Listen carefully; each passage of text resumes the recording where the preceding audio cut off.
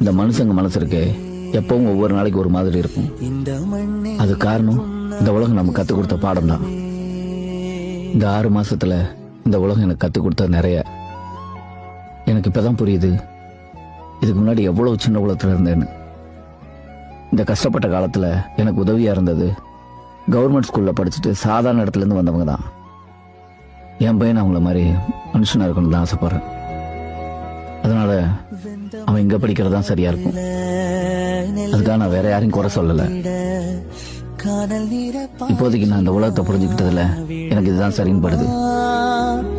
தன்னுடைய தேவையில் அவர் வாழ்வுக்கு வேஷமிட்டு மாறிடும் இந்த உலகில் மந்திரமுமா